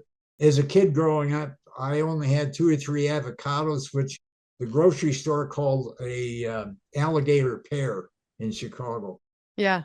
I don't know if you've heard of that one or not, but yeah, I have. And it's funny you say, because I interviewed Fred Bishi. He's 92 or 93 now, and he is like doing amazing too. And he says he has avocado every day. Yeah, that's great. Yeah. Well, so anyway, it's depending on the size. If it's a medium avocado, I'm gonna put the whole avocado in there, and I just have it the normal way, and then I slice it longitudinally and then laterally, and then just scoop it with a very thin bladed spoon, and it comes out in chunks. And so I just mix that all together, And then sometimes for taste and also for trace minerals, I'll sprinkle on dulse flakes because they don't taste fishy. And Mm-hmm. you have those trace elements. That's healthy. Yeah. And so, and of course, that makes me eat more just the way salt does because it makes Yeah. it, more appealing to consume it. So, and then I'll use a little vinegar sometimes. Mm-hmm. Tablespoon, 2 tablespoons, usually to keep it simple and less expensive, apple cider vinegar. Mm-hmm. And I get that at Costco also. It's good. I knew Patty Bragg real well when I lived in California. Mm-hmm. So I always used Bragg's. I don't know if she's even with the business anymore. I use I mean, Bragg's too. good Yeah. stuff, but They have great, I love the Bragg's products. it's good. It's good Yeah. stuff. It really It's is. good. So, And you're and all organic then, right? oh, and I can put like I might even use organic frozen peas, but I make sure I get them from a vendor that doesn't blanch them first. Mm-hmm. Mm-hmm. Most of these frozen vegetables like corn and stuff get blanched first. Mm-hmm. I've heard And that. that's the exterior of the like pea or the corn. Mm-hmm. And it depending on how long they blanch it, it may not get all the way through there. There's still some enzymes in it, but it's really kind of blasted. Not quite like pasteurizing, but because that's thorough.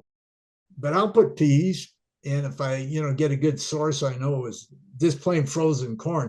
Or sometimes I'll get fresh organic corn and husk it and then seed it and then dump them in a Ziploc, take a straw and suck my own human vacuum machine, suck all the air out real hard, seal it and stick it up in the freezer. And then I've got corn to add to it and so on. But Corn's really good with salad. Yeah. I have to be careful of lectins because I went nutty one time at my Mm. daughter's out in California, and she had the huge dining table, rustic dining table, Mm-hmm. literally thousands of heirloom tomatoes on it. We went out and she'd gotten delayed, and so tomatoes were all over the place on the vines. And she and I went out and team picked together, Mm-hmm. filled baskets, spread them all out so they wouldn't go bad on the table. Mm-hmm. In 4 days, I did that almost the whole table away by myself, Wow. and it really kicked off a severe reaction Hmm. to me. And that wasn't that many. It was only about 2003. Hmm. So I was I was not ready to see anybody or talk about anything for a couple of days. And then after that, I had developed a hypersensitivity to lectins. Lectins Wow. are lectins are in every food. Are you familiar with them? I didn't realize they were in every food. I know they're in like beans and stuff like that, right? But what else are they like heavily in? Well, so some lectins are so high, like in certain beans, that they're deadly, literally. Wow. Wow. But they're all different levels, and all it is it's nature's way of protecting the seed, Yeah. so that when a bird eats the seed, pecks the corn or whatever it is, it won't get digested, Mm-hmm. roar right through and get Mm-hmm. somewhere. I mean, it makes sense when you think about it. But anyway, the tomatoes are pretty high in lectins. I'd love to have somebody Wow. I didn't do. realize they were. Oh yeah, they're real high. Hmm. If you Okay. That's interesting. who's the famous Seventh-day Adventist doctor all over the internet these days? Gundry. Mm-hmm. Gundy, Dr. Gundy. Mm-hmm. He wrote a whole book. Oh, yeah, yeah, yeah, yeah, yeah. I know who you mean. He sells a product that you take before you eat too many lectins if you're sensitive, Wow. bypasses it. It's like liquid gold. It's so pricey. I can't believe he sells this stuff. And now Amazon is selling lectin protectant supplements. Wow. Yeah, because it's a big thing. People comment on my channel a lot. Oh, lectins and yeah. Okay. I'm gonna have to look more into that.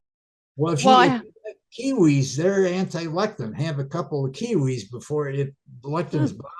hmm, hmm, But the big thing for raw food or anybody else to remember is keep your stomach so you can't feel anything there. mm-hmm, Your stomach muscles tighten up, and mm-hmm. a nice six-pack or something like that. But you shouldn't feel your stomach ever. Mm-hmm. When Mm-hmm. you feel your stomach, pay attention. Mm-hmm. When people get a so-called cold, their food first they're getting poison in their stomach, and so many processed foods. I'm preaching to the choir here. So many processed foods destroy your microflora. Yeah, absolutely. 100%. I A think they're the little bit. worst. And so probiotics, prebiotics, those things are probably pretty important. And that's when I first had that experience at Home Depot. Mm-hmm. On my birthday, when about 4 years ago. Yeah, 4 years ago. And I was really sick for a couple of days. I mean, I was really miserable. Wow. Wow. Just having that stuff.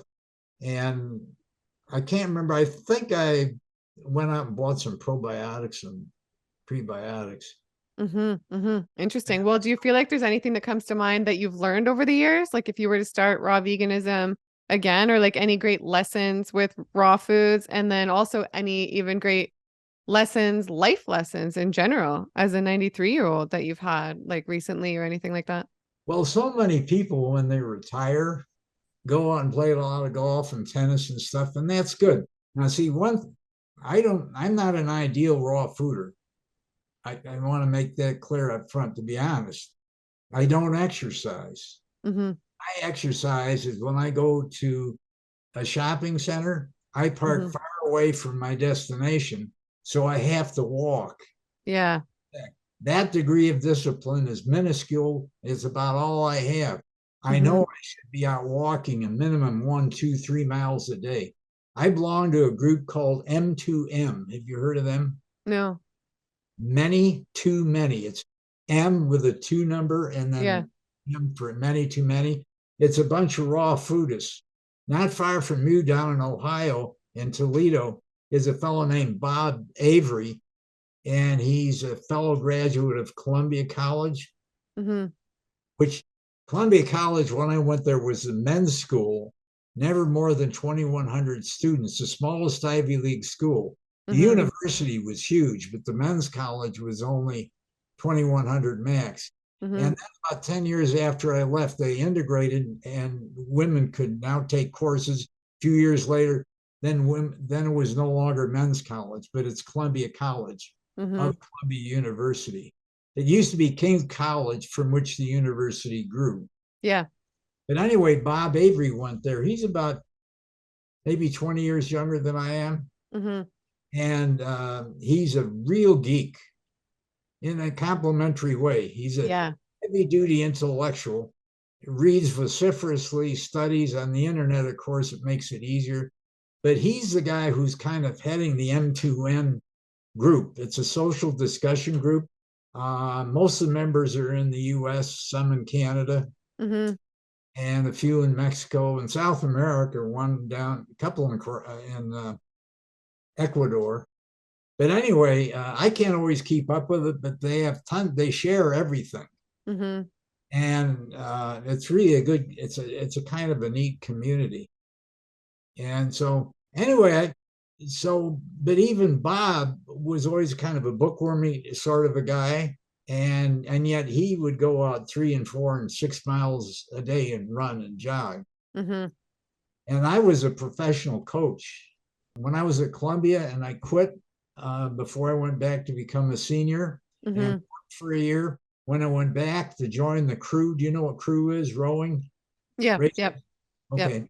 I was on the crew there. I tried out for football, but I was half the way to the guys that were hitting me. And I thought that's got to be a better sport. So I went out for rowing. And I love rowing. Man, rowing takes more energy than any other sport. Wow.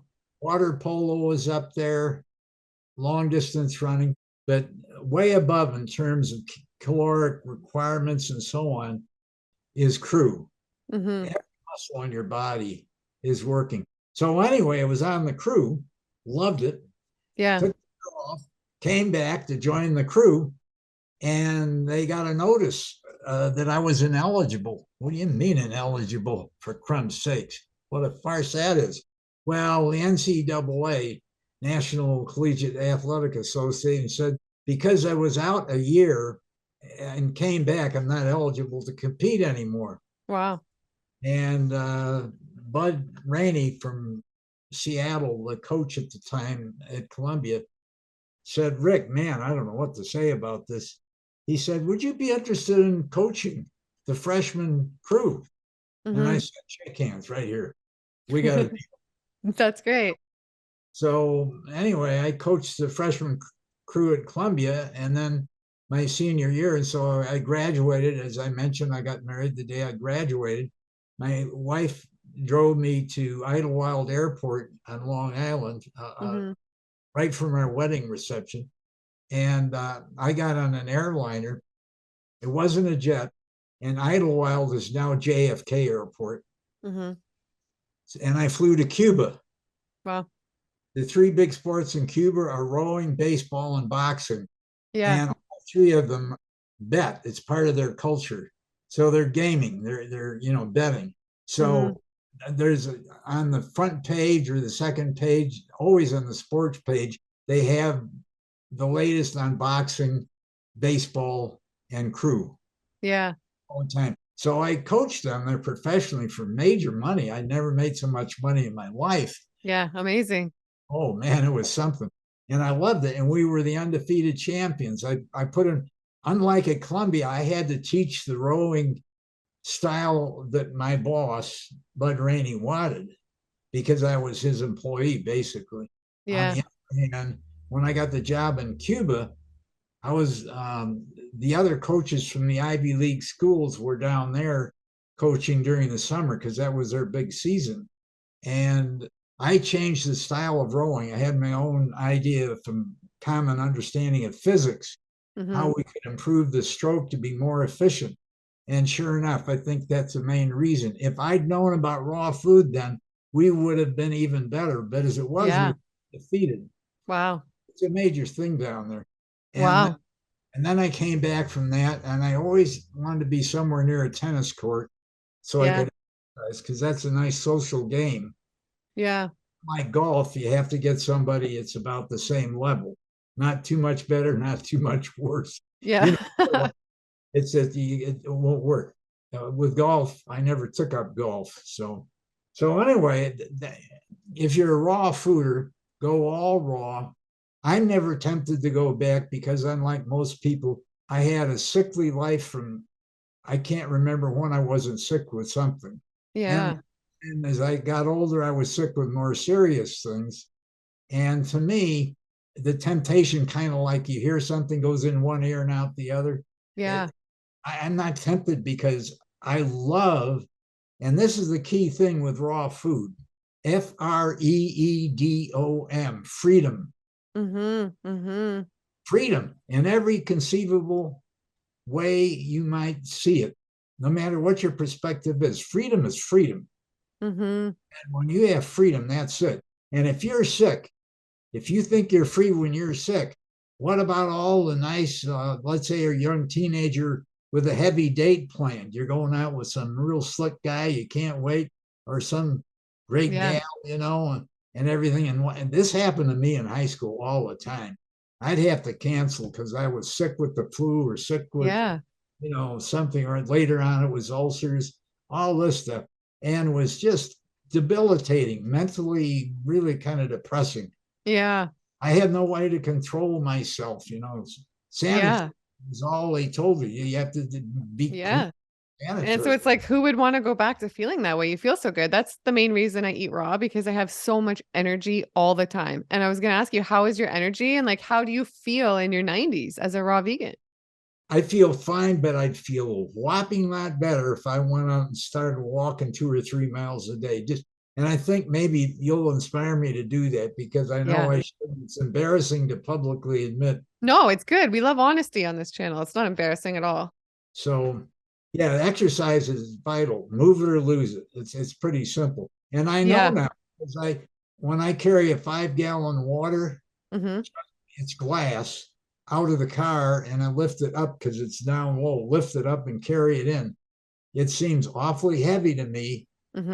Just 10, 15 years ago, it didn't seem that heavy. Yeah. Yeah. Do as Yeah, many. get more active. I think it would only help you, you know? Oh, certainly. Because, once again, if you're stronger, you have more freedom too. True. And your ultimate health, I mean, if you're running around optimizing your health with a raw food or just a natural, that's the true natural diet would be a raw diet, wouldn't it? Exactly. Of course. 100%, right? Yeah. So Yeah. if we're eating a natural diet from a broad milieu of different food stuff that's fresh and clean, hmm organic. Well, I want to ask you a quote I read too. So I know in this book that Phyllis Avery wrote, I think she's a raw food author. I saw she said that mankind's physical and Phyllis Avery. I don't know too much about her, but I saw this So I quote. knew her. She was a Oh, you close did? friend. Oh, okay. I was going to ask you because I saw this Phyllis quote Avery. she wrote and I thought it was interesting. She said humankind's physical and mental problems began after the discovery of fire when humans' diet changed from raw foods, vegetables, nuts, and seeds to cooked vegetables, fish, grains, and so on. So I was going to ask you, do you believe that as well? Do you think that's true? Absolutely. Just look at the Brookfield Zoo example we discussed Mm-hmm. earlier on. Mm-hmm.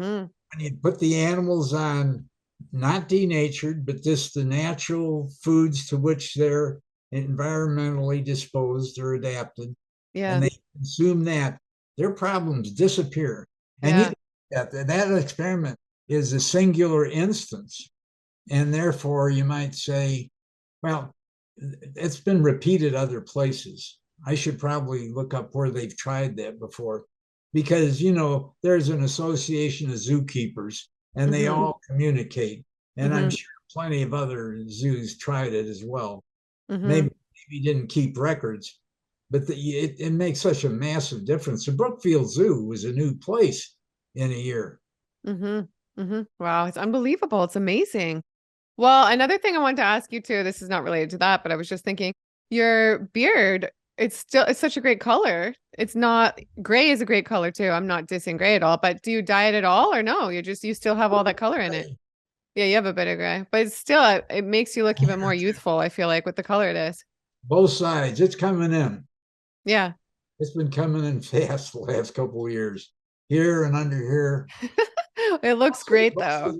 And I don't have any hair on the top and back of my head. I got a little. I did. I fooled around, and my hair was falling out, and how it clogs in the hair Yeah. filter down in the shower. And girls have long hair, and it really clogs. Yeah. And but you're always growing new hair. You don't have Yeah. the THC problem. Yeah. Yeah. Well, I've tried a bunch of different shampoos. Now, Bob Avery, I thought you were saying Bob Avery and you said Phyllis Avery. Phyllis Avery. Yeah. Both are super good friends. Well, Phyllis has passed away, Yeah. but Bob is very much alive.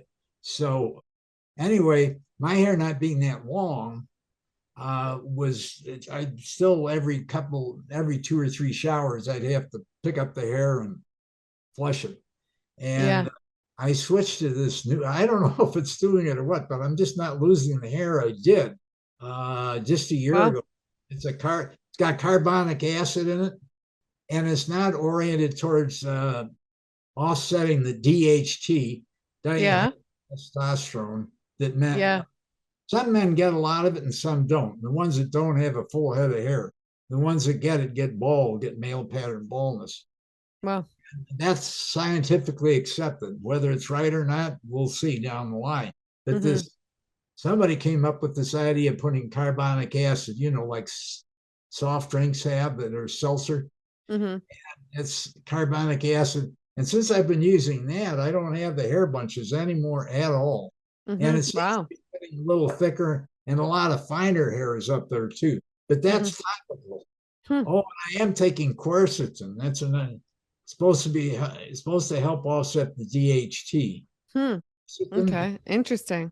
When Well, people, I'm doing things now I never did before. Supplements. yeah. I Do never you, took B2 until yeah. B12? 8 or 9 years ago. B12? Pardon? B12, did you say? No, a vitamin B12. Yeah. B12. That's what I thought you said. Yeah. Oh, Yeah. So you take that. And Bob, when, Bob Avery and that M2M group. yeah. And I've got two good friends who are all raw food out in California. Yeah. decided they were going to copy me, because it seemed to work so well. And they've stayed raw fooders. And all these guys urged me, listen, you've got to add vitamin B12. Yeah, I think it's important too. I take it. But I think I never was I was never faced with the problems of B12 deficiency too much, because I've always loved them, taken a lot of mushrooms, not fancy mushrooms. Yeah. But they're in almost all my salads. I love brown mushrooms. Wow. Okay, interesting. I use sometimes as well. Never ever oysters. And when people see you, do they often think you're younger? And do you get that a lot? I used to get it a whole lot about 10 years ago. Yeah.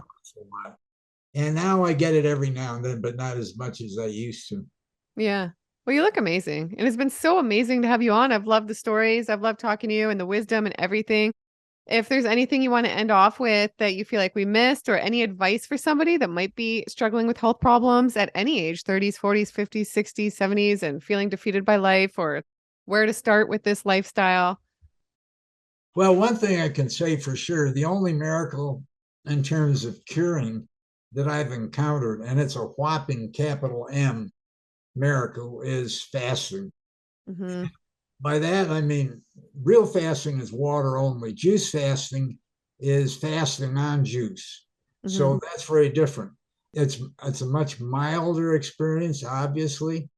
But if you go on water only, after 17 to 20 hours, most of the literature says on average, your body kicks into this autophagic self-cleansing. And it's amazing. Now, this will last 11 days, not until day 9, I think. Yeah, day 9, did I feel like I was even fasting. I mean, I was going around, I had severe computer problems here that were, I'm taking an old machine that we're using right now and kind of bought it as far up to date as I can. And all kinds of components and things I was trying out weren't working. And it gets to be kind of a nightmare. So a lot of frustration and stuff, and I had to get it ready for today because appointment. So there's that. But in terms of words of wisdom, it's fun to lead a long life if it's active and productive, and you need to have a purpose for living besides just trying to make 100 years or whatever it is. It's the quality of life. And one of the biggest factors in the quality of life we can experience is freedom. There was a German philosopher, forget the fact Hitler thought he was a great dude, but his name was Hegel back in the 1600s maybe. Anyway, Hegel came up with a dictum that if mankind could, which we know there's no way it can, if mankind could create perfect law, then Hegel said perfect freedom would be perfect obedience to perfect law. That holds true with nature. The laws of nature are there and they're still intact. We're discovering new facets and very incrementally, but on a constant basis. All the hard sciences, physics, chemistry, and everything are endeavors, they're disciplines where we're trying to discover new laws. Never forget those laws are laws of nature, of creation, right? That's it. The more knowledge we have, the more we know about nature. And I'll tell you, after all this time, one thing I know about nature is stick to the laws of nature. Hegel was right, because nature's perfect. True. It can't be perfect. Nothing we do can be perfect. So true. We can always, and that's great because we can always be better.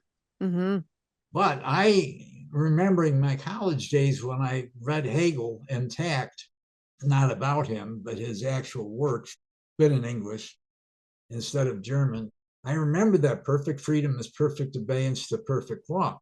So way back when I was bumming around with David Wolf, Dini, and Ireland, and they'd come out with that first book by 𝙎𝑺𝑬 𝑪𝑶𝑫𝑬. Yeah. I think I was talking to Dini, David's cousin, who's also from the Middle East, his family.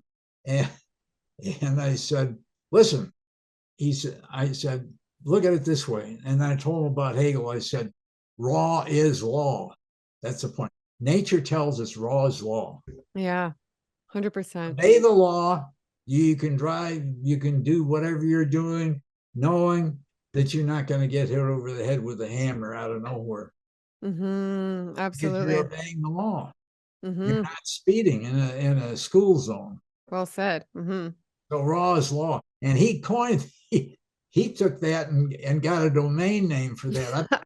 Yeah. I got a string around my finger to remind me to call him because I want to do something with that because I think it's really catchy. So anyway, follow the laws of nature, study them, whether it's in a hard, recognized, conventional science or not, it doesn't make any difference. And Einstein was a very spiritual, not religious guy. Mm-hmm. He was a very spiritual man. You can read that all through his writings. Yeah. Yeah. And he got a perspective. And Nikola Tesla. Mm-hmm. Mm-hmm. Yeah, of course. Yeah.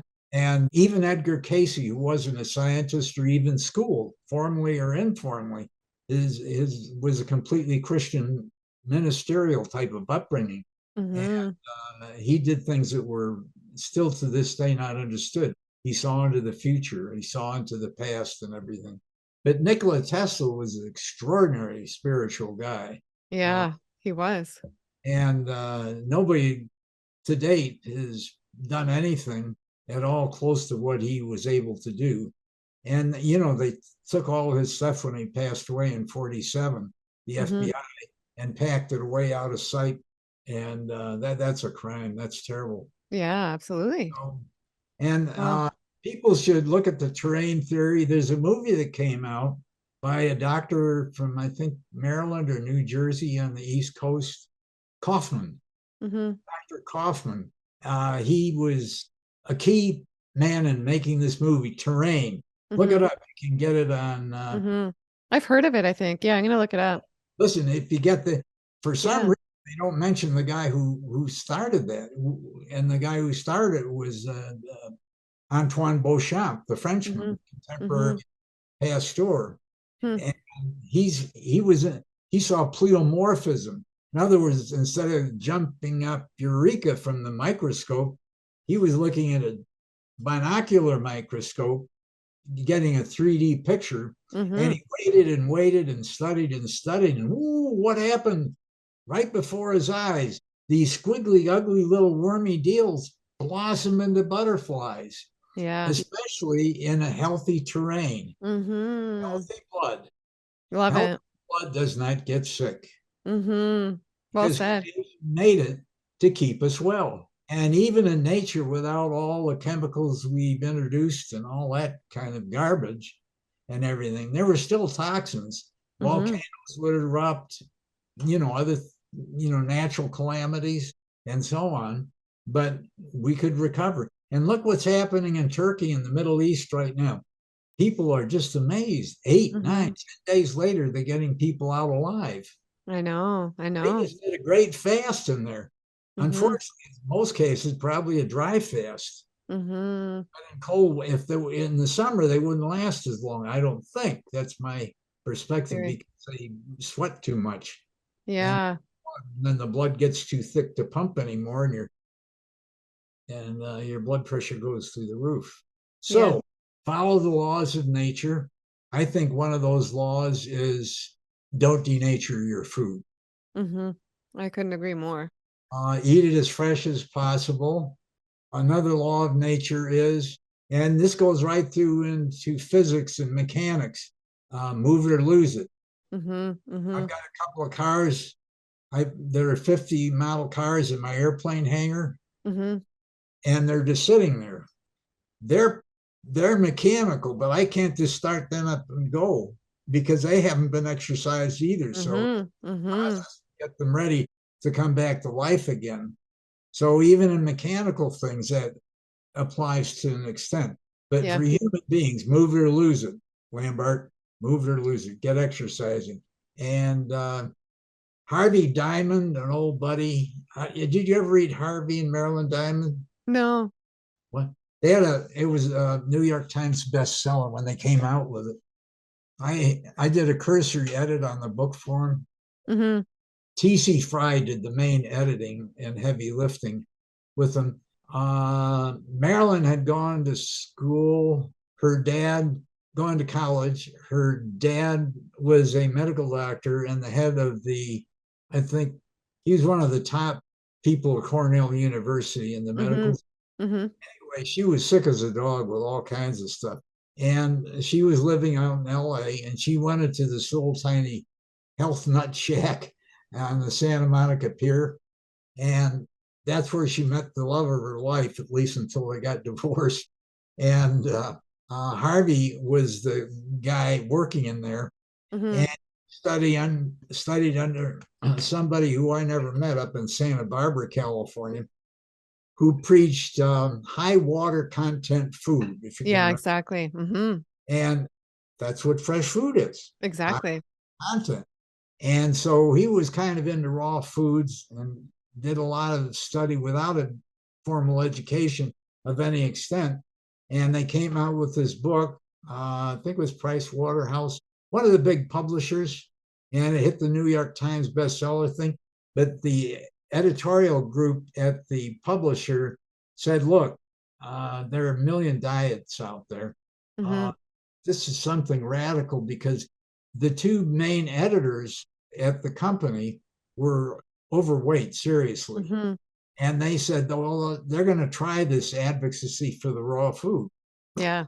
They got their weight under control just doing that. So he said, that's what sells. The public wants more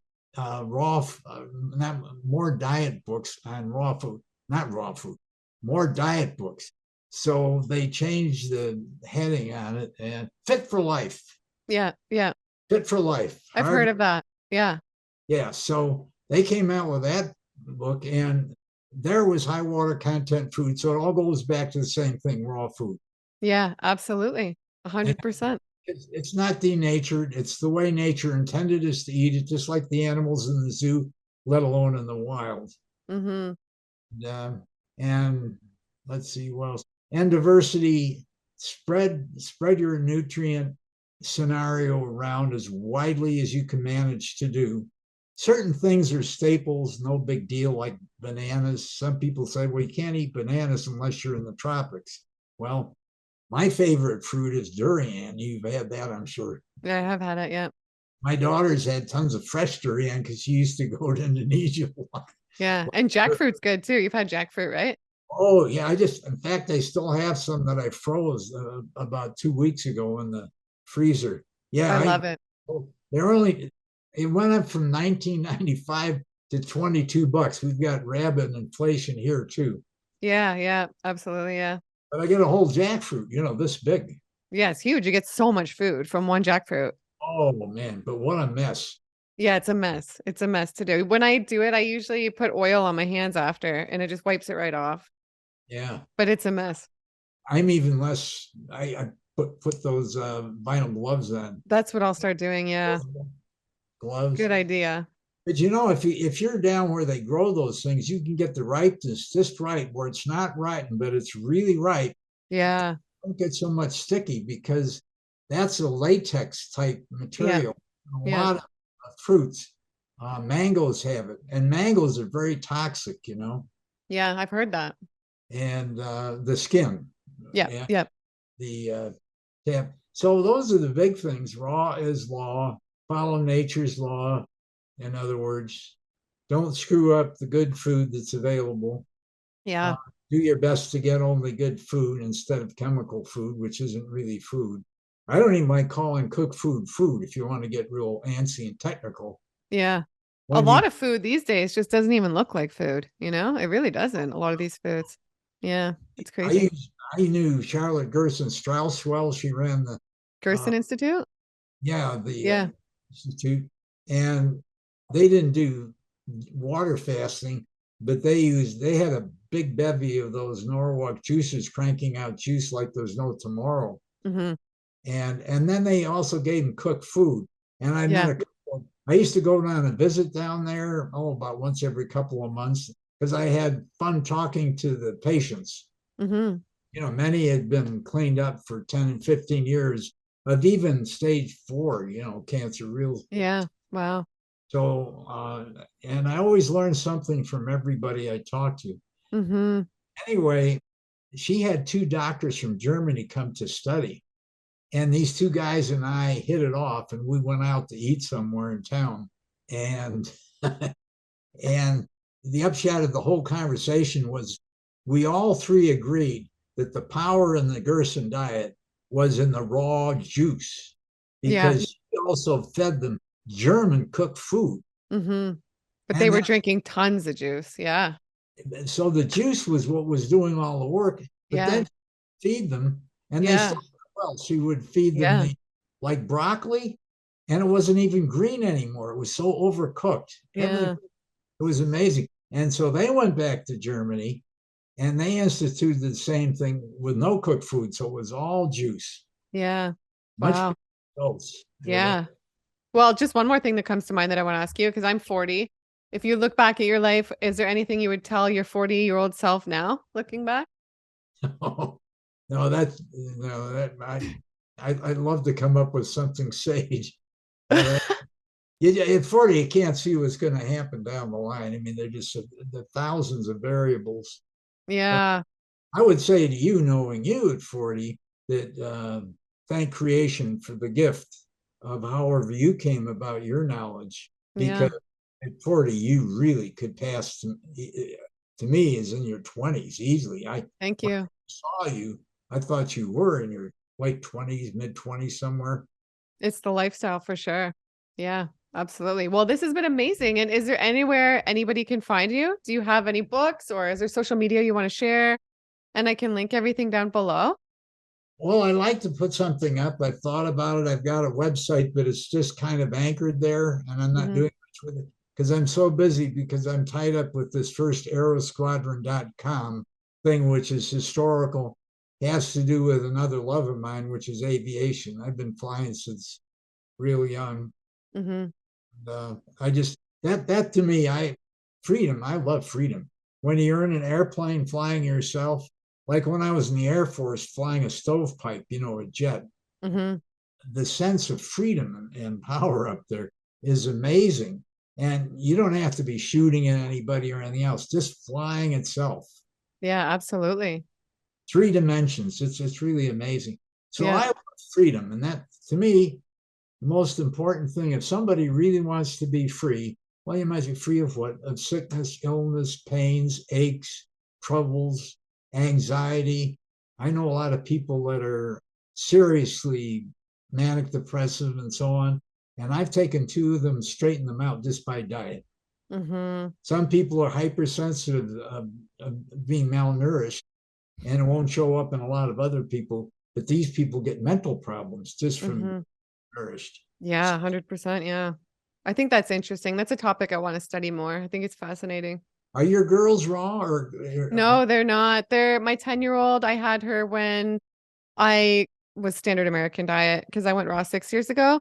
But then she started eating a lot of raw when I started to become raw. But it's hard once they get into school and stuff. It's hard because the kids these days, how they eat. And I find if I interfere on the playground and stuff and I'm like, don't eat that, it just makes it worse.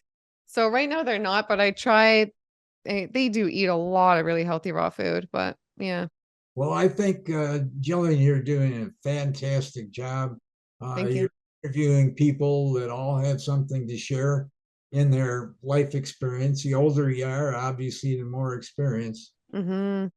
It's really great because I'm with a group in El Paso that's composed of military former aviators, Hmm. Navy, Marine Corps, Army, Air Force, that type of thing. And we, except for the summer, we meet once a month. And after this COVID thing, it's been a disaster. Hmm. I just, I don't know what to say. It's very disappointing. And I'm the oldest one in the group, Hmm. Wow. and they're just not doing very well. Oh, geez. And when I was dating a lot in in the early 20s and everything, I found that the gals that came from a similar cultural venue to mine, Mm-hmm. i.e., in my age area, a little older, a little younger, and everything. The gals are they all were popping pills for one thing or another. Mm-hmm. It's just so discouraging. So I ended up Yeah. going out with gals that were, 20 at least, and then Mm-hmm. younger. Not because I prefer that per se, but just because they were still relatively healthy. They Yeah. weren't. We didn't go out and have them talk about the aches and pains and this and that. Yeah. Yeah. Absolutely. Absolutely. You're on track, young lady. No Thank kidding. you. Thank you. And just keep going. The YouTube thing is fantastic. I There's love something it. I don't talk about on here because it's YouTube, Mm-hmm. and I realized that they're very restricted, so I Mm-hmm. can't. Yeah, there's some things I just, yeah. Well, this has been amazing though. I've truly loved our conversation, loved talking to you. I feel like I could talk to you for hours. It's been great. And I'd love to have you back at some point in the future, but I truly hope the viewers enjoy this. I'm sure you guys are enjoying it and have loved it. I hope you have. If you have, give this video a big thumbs up right now and make sure to subscribe if you don't already and show Rick some love in the comments down below. And I'll see you guys in the next video. Bye.